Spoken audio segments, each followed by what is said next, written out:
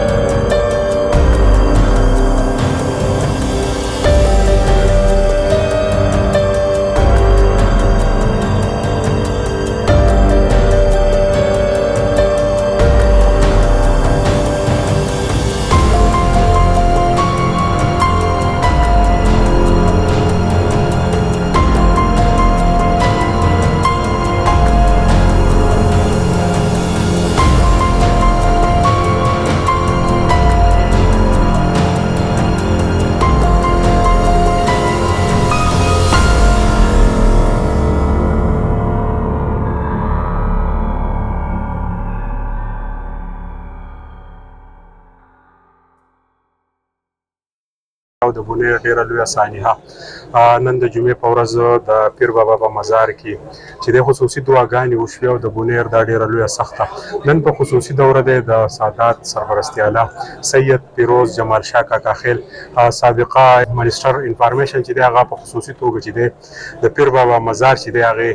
دوره کړې ده او دوی د شروع ورځې نه چې دلته د لنګرخانې کم کار سټیبل ساتلی نو دغه لنګرخانه چې ده د تاریخ په حصه کې د دې بندش نو په کار نو هغه د دوی په ثوابدید باندې او سید شاه باچا او زمرد خان هم په خصوصي توګه د شروع ورځې نه دلته موجود دی. منسټر صاحب دا راته ووایي چې تاسو دغه سټیپ برقرار وساتو دا لنګرخانې چې ده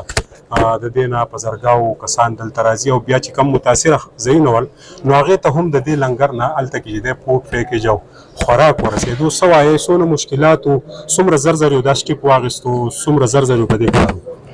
بسم الله الرحمن الرحیم. ټولو ناول او زه ما مخکې دا دغه کړی چې زمونږ تعزیت د هغې خاندانونو سره چې کوم باندې د آفت تیر شو او چې کوم زمونږ شهیدان شو په دې کې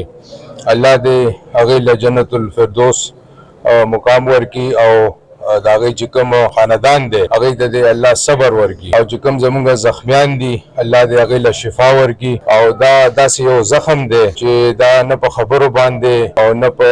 امدادونو باندې او دا په هیڅ شي باندې چې دی نو د وخت سره به الله دې همت ورکړي او صبر ورکړي چې دا زخم چې کوم دی نو د دې په زړونو باندې الله دې دا مرهم ولګوي او دا ډېر تکړه قوم دی ستاسو چې دا دونه ثانیه برداشت کا او دا په کوم طریقه چې دوی دا خپل ژوند روان کو نو دا مې یو ډېر لوی معجزه ده. دا د پیر بابا علاقه چې کومه ده نو دا پیر بابا ډېر لوی ولی دی او دا کوم صبر او دا کوم حادثې نه پس چې دا دوی ته صبر ملاو شوی دی او دا دوی ته چې کوم حوصله ملاو شوې ده نو دا د الله د رضا سره د رسول صلی الله علیه وسلم د رضا سره او د دې اولیاء کرامو د برکت سره دا چې دی نو دوی د خپل ژوند په مخ کې روان کو او څو پورې چې ستاسو خبره وه زمونږ د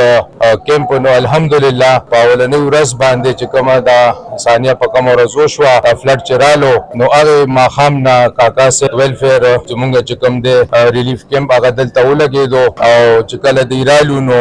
دوی ماته وویل چې هلته خو چې دی سودا څیزونه راولېږلو چې د نه د پخلي انتظام شته او هر څه اوبه نو بیا مونږ تیار لنګر شروع کې او الحمدلله د پیر بابا لنګر چې کوم دی نو هغه ونه درېدو او دا د کاکا صاحب د طرفه دا لنګر راغلی دی او دا مونږ را رسېدلي یو نو دا د یو ولي نه بل ولي ته چې کوم دی نو دا یو قسم ته دا کیمپ و مونږ صاحب څونه لویه معجزه ګڼئ چې دا یو ولي پیر بابا علی رحمت صاحب لنګر چې دی د کاکا صاحب دوه ولیان چې دی هغه مخامخ شو دغه لنګر سټیبل دا څونه لویه معجزه ده دا په ذات خود لویه معجزه ده مونږ خو صرف خدمتګار یو مونږ صرف د دې چې خادمان یو او مونږ صرف یو کارندوکي یو چې هغه مونږ یو قسم ته دلته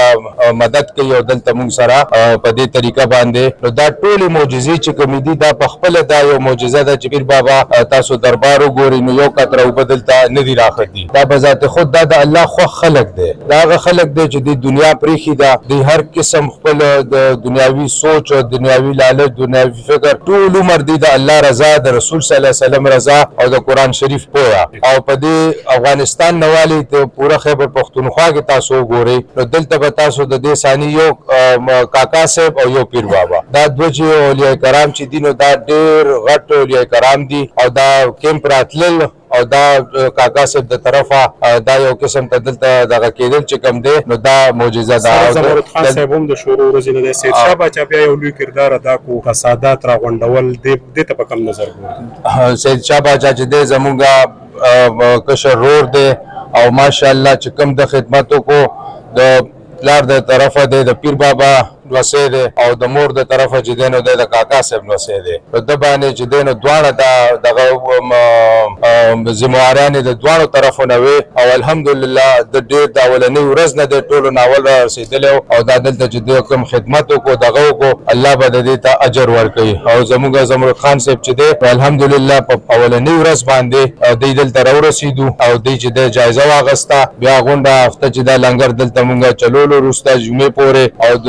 بیا دی چې دی نو مونږ ورسره خبرې وشوې دغه وشوې الحمدلله دا څونه چې دا دلته اوس کار دی وکړو نو دوی ته هم زه ډېره شکریه ادا کوم او ډېر زیات او د دې سره چې کوم زمونږ د فورس دی ماشاءالله نو هغوی چې کوم خپل خدمت وکړو خپل دغه وکړو نو زمونږ ټول چې کوم دي دا چا چې دلته خدمتونه کړي دي چا چې دلته زمونږ سره مرسته کړې ده چا چې دلته زمونږ سره الخدمت فاونډیشن دی نور زمونږ د باچا خان فاونډیشن دی او حکومتي اهلکاران دي 1122 دی او دا څومره چې دي دا ټولو ته مونږ د